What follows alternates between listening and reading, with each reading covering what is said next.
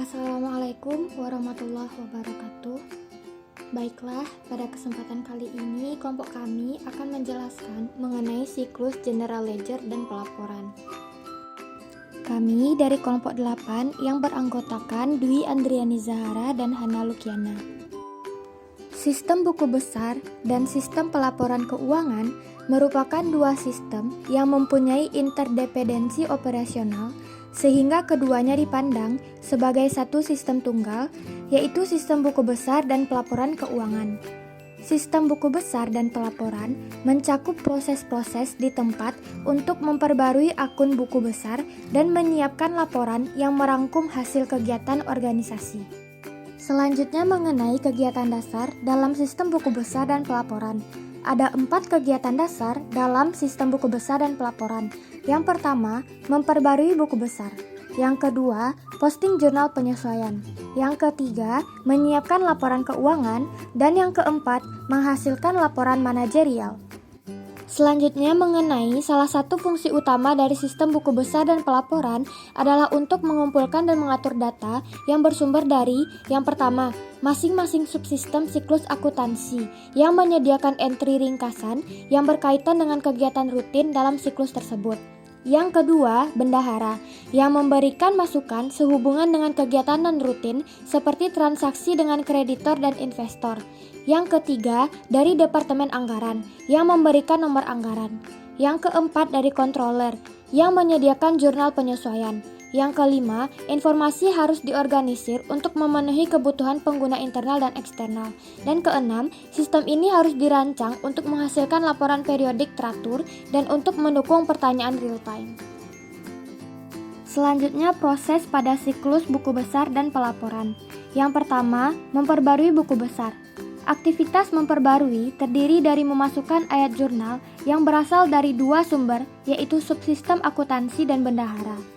Ayat jurnal untuk memperbarui buku besar dapat didokumentasikan dalam sebuah formulir yang disebut dengan voucher jurnal. Yang kedua, memasukkan ayat jurnal penyesuaian. Ayat jurnal penyesuaian terbagi ke dalam 5 kategori dasar, yaitu akrual, pembayaran di muka, perkiraan, penilaian ulang, dan perbaikan. Yang ketiga, buat laporan keuangan. Dalam pembuatan laporan keuangan, laporan laba rugi dibuat pertama dengan menggunakan data dari saldo akun pendapatan dan biaya di neraca saldo disesuaikan. Aktivitas ini membutuhkan ayat jurnal penutupan yang akan menonjolkan semua akun pendapatan dan pengeluaran serta memindahkan laba bersih atau kerugian ke laba ditahan. Dan yang terakhir adalah membuat laporan manajerial. Aktivitas keuangan dalam sistem buku besar dan pelaporan menghasilkan berbagai laporan manajerial. Laporan anggaran dan kinerja harus dikembangkan atas dasar akuntansi pertanggungjawaban. Akuntansi pertanggungjawaban melaporkan hasil keuangan atas dasar tanggung jawab manajerial dalam organisasi. Nah, di sini kita bisa melihat diagram arus data level 0, siklus buku besar dan pelaporan. Lalu selanjutnya ada tabel ancaman dan pengendalian dalam sistem buku besar dan pelaporan. Terdapat 5 ancaman dan berbagai pengendalian yang bisa dilakukan untuk mengatasi ancaman-ancaman tersebut.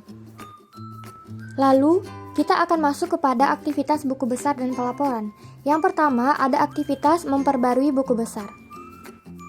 Aktivitas pertama dalam sistem buku besar dan pelaporan adalah memperbarui buku besar yang terdiri dari posting entry jurnal yang berasal dari data sumber, yaitu yang pertama subsistem akuntansi.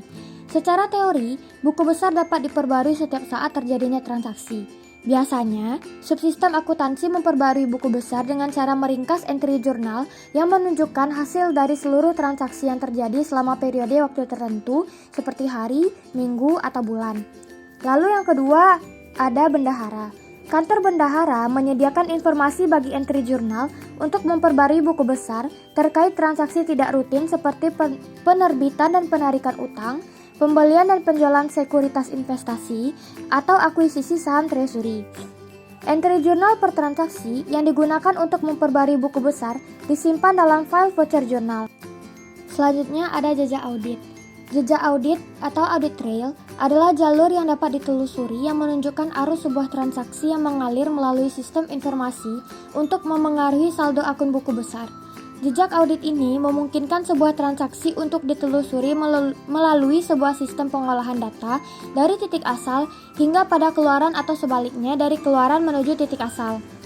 Sebuah jejak audit yang didesain dengan tepat menyediakan kemampuan untuk menjalankan tugas-tugas berikut. Yang pertama, melacak berbagai transaksi dari dokumen sumber aslinya sampai entry jurnal yang diperbaharui ke buku besar dan sampai pada berbagai laporan atau dokumen lain yang menggunakan data tersebut. Yang kedua, sebagai sarana untuk memverifikasi bahwa seluruh transaksi yang dicatat diotorisasi dan dicatat dengan benar. Dalam sistem akuntansi, file voucher adalah sebuah bagian penting dari jejak audit. Menyediakan informasi mengenai sumber seluruh entry yang dibuat untuk memperbarui buku besar. Kemampuan yang sama juga disediakan oleh fitur aliran kerja bisnis dalam sistem ERP yang mempermudah dalam menelusuri setiap langkah yang digunakan dalam memproses sebuah transaksi. Selanjutnya, kita akan masuk pada aktivitas yang kedua, yaitu posting jurnal penyesuaian.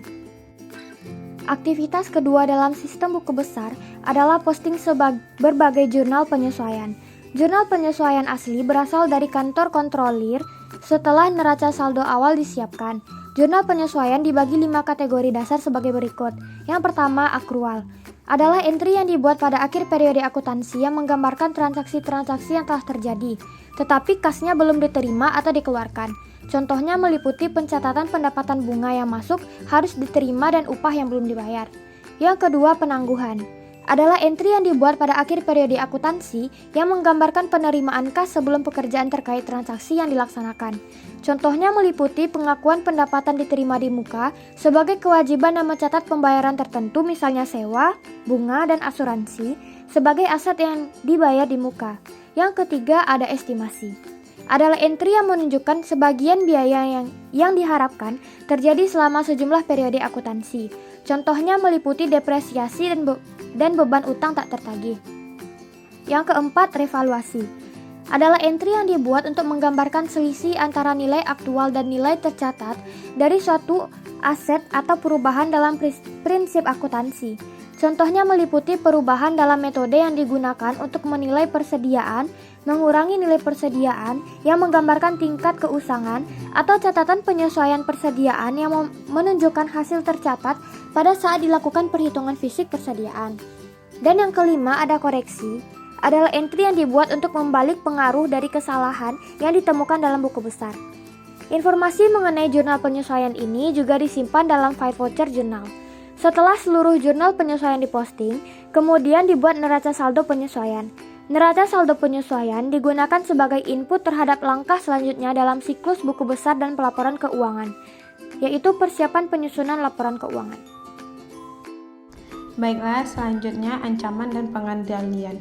1. Kesalahan dalam memperbaharui General Ledger dan General Report. Kesalahan yang terjadi dalam pemutakhiran buku besar dapat mengakibatkan buruknya proses pengambilan keputusan yang menggunakan informasi salah dalam pelaporan keuangan. Prosedur pengendalian yang berhubungan dengan pengolahan data dapat dibagi menjadi 3 kategori, yaitu 1. Pengawasan, edit, input, dan pemrosesan. Yang kedua, laporan pengawasan, rekonsiliasi. Yang ketiga, pemeliharaan jejak audit yang memadai. Selanjutnya, jenis-jenis pengawasan input, edit, dan pemrosesan berikut untuk menjamin bahwa transaksi tersebut akurat dan lengkap. 1. Cek validasi. 2. Cek bentuk data. 3. Zero balance check. 4. Uji kelengkapan. 5. Uji pengulangan data. 6. Penetapan file standar. 7. Cek tanda atrimatika. Dan 8. Perhitungan total run to run. Yang kedua, rugi, perubahan, atau pengungkapan tidak sah data keuangan. Akses ke buku besar oleh karyawan yang tidak berhak dapat mengakibatkan data yang bersifat rahasia bocor ke tangan pesaing atau merusak validasi dalam buku besar. Akses semacam ini juga menciptakan peluang untuk melakukan pencurian aktiva. Pengendalian terhadap pembuatan catatan voucher jurnal juga penting karena mereka mengotorisasi perubahan ke saldo rekening buku besar. Dengan demikian, sistem harus mengecek eksistensi kode otorisasi yang valid pada setiap jurnal. 3. Poor performance, kinerja miskin. Buku besar adalah sebuah komponen kunci dalam sebuah sistem informasi akuntansi sebuah perusahaan. Oleh karena itu, perusahaan perlu menetapkan prosedur pembuatan cadangan data atau backup dan prosedur pemulihan. Memulihkannya, pengawasan backup mencangkup yang pertama, penggunaan label internal dan eksternal untuk melindungi data terhadap kerusakan yang tidak sengaja terhadap buku besar. Yang kedua, pembuatan cadangan secara reguler atau teratur terhadap buku besar. Minimum 2 kopi cadangan data buku besar harus dibuat. Yang ketiga, selain itu, rencana pemulihan berencana atau disaster recovery planning juga penting dengan meningkatkan ketergantungan perusahaan. Selanjutnya, C. Menyiapkan laporan keuangan. Laporan pertama yang disusun adalah laporan laba rugi, di mana data dari saldo akun pendapatan dan biaya di neraca saldo disesuaikan. Yang kedua, neraca yang di dalamnya membutuhkan ayat jurnal penutup yang akan menonjolkan semua akun pendapatan dan pengeluaran, serta memindahkan laba bersih atau kerugian ke laba ditahan.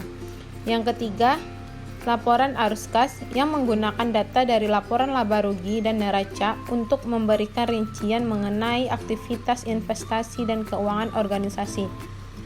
Selanjutnya, proses.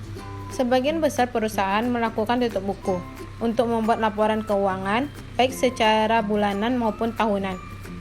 Entry jurnal penutupan membuat nol seluruh akun pendapatan dan biaya dalam neraca saldo, disesuaikan dan memindahkan pendapatan atau rugi bersih pada laba ditahan. Laporan perubahan posisi keuangan menyajikan informasi mengenai aset, kewajiban, dan ekuitas perusahaan pada satu waktu tertentu. Laporan arus kas menyediakan informasi mengenai cara perusahaan dalam menjalankan aktivitas operasi, investasi, dan pendanaan sehingga berpengaruh terhadap saldo kasnya. Selanjutnya, D. Menghasilkan laporan manajerial. Contoh laporan pengendalian buku besar termasuk 1. Daftar voucher jurnal berdasarkan urutan nomor, nama akun, atau tanggal. Yang kedua, daftar saldo akun buku besar. Laporan-laporan ini digunakan untuk memverifikasi akurasi proses memasukkannya ke buku besar. Beberapa anggaran dibuat untuk perencanaan dan pengevaluasian kinerja. Anggaran operasional memperlihatkan pendataan atau pengeluaran yang direncanakan untuk setiap unit organisasi. Anggaran pengeluaran modal memperlihatkan perkiraan aliran masuk dan keluar kas untuk setiap proyek. Anggaran arus kas dibandingkan pemikiran aliran kas masuk dari kegiatan operasi dengan pemikiran pengeluaran dan digunakan untuk penetapan kebutuhan peminjaman. Laporan anggaran dan kinerja harus dikembangkan atas dasar akuntansi penanggung-jawaban. Akuntansi penanggung-jawaban melaporkan hasil keuangan atas dasar tanggung jawab manajerial di dalam organisasi. Hasilnya adalah serangkaian laporan berkaitan yang merinci kinerja seluruh organisasi berdasarkan subunit tertentu. Akan tetapi, berbagai ancaman ini dapat dikurangi melalui desain dan implementasi yang benar. Prinsip-prinsip dasar yang berkaitan dengan pemisahan tugas yang dijelaskan dalam bab-bab sebelumnya dapat dan harus diterapkan ke dalam sistem ERP. Contohnya, pegawai yang memasukkan pengeluaran kas tidak boleh merekonsiliasi rekening bank. Sebagai tambahan, para pegawai yang memiliki akses ke pemeliharaan file utama tidak boleh juga melakukan proses bisnis terkait. Sistem ERP ini membantu para manajer merencanakan dan mengevaluasi kinerja. Sebuah anggaran aktivitas operasional menggambarkan pendapatan dan pengeluaran yang direncanakan oleh tiap-tiap unit. Sebagai tambahan pada anggaran sistem ERP, memungkinkan para manajer untuk membuat sejumlah laporan kinerja yang hampir tidak terbatas dan mudah. Selanjutnya, transisi dari GAAP ke IFRS.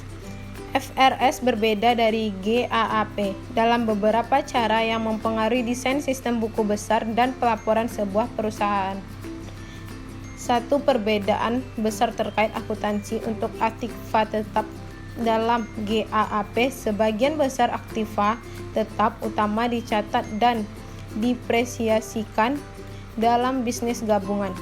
Perbedaan yang lain yaitu IFRS tidak mengizinkan penggunaan metode last in, first out atau LIFO untuk perhitungan persediaan. Selanjutnya, XBRL merevaluasi proses laporan XBRL. XBRL adalah singkatan dari Extensible Business Reporting Language, yaitu suatu bahasa pemrograman yang didesain secara khusus untuk memfasilitasi komunikasi informasi bisnis. Manfaat dan penggunaan XBRL pada dunia bisnis. Secara umum, manfaat XBRL adalah 1.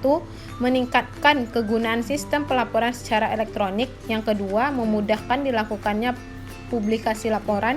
Yang ketiga, meningkatkan kemudahan akses informasi finansial. Yang keempat, mempercepat pengambilan keputusan bisnis bagi investor. Selanjutnya, XBRL bagi akuntan. Melalui penggunaan XBRL dalam perusahaan, akuntan akan mampu 1. Mendapatkan data lebih cepat dan dapat diandalkan tentang kinerja keuangan perusahaan. Yang kedua, sangat mengurangi usaha dan biaya dalam mengumpulkan dan menganalisa data. Yang ketiga, menyederhanakan dan tugas otomatis.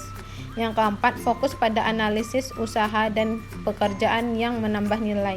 Yang kelima, membuat lebih baik menggunakan perangkat lunak untuk meningkatkan efisiensi kecepatan.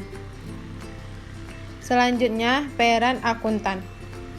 Para akuntan dapat dan harus memainkan peran besar dalam sebuah tahap pembuatan laporan XBRL, dimulai dari pemilihan taksonomi yang sesuai. Para akuntan menggunakan pengetahuan mereka atas praktik bisnis organisasi tersebut, ditambah dengan prinsip-prinsip akuntan umum untuk memilih taksonomi standar yang paling menyesuaikan organisasi tersebut. Yang terakhir adalah Balance Scorecard. Balance Scorecard adalah laporan yang memberikan perspektif multidimensi dari kinerja organisasi dengan berbagai ukuran yang mencerminkan 4 perspektif organisasi: keuangan, pelanggan, operasi internal, dan inovasi serta pembelian. Untuk setiap dimensi, Balance Scorecard menunjukkan tujuan organisasi dan ukuran spesifik yang mencerminkan kinerja berkaitan dengan tujuan-tujuan tersebut. Keempat dimensi Balance Scorecard memberikan gambaran umum yang lebih komprehensif atas kinerja organisasi daripada yang disediakan oleh ukuran keuangan itu sendiri. Baiklah, hanya itu yang dapat kami sampaikan. Lebih dan kurang mohon maaf. Wabillahi taufik wal hidayah. Wassalamualaikum warahmatullahi wabarakatuh.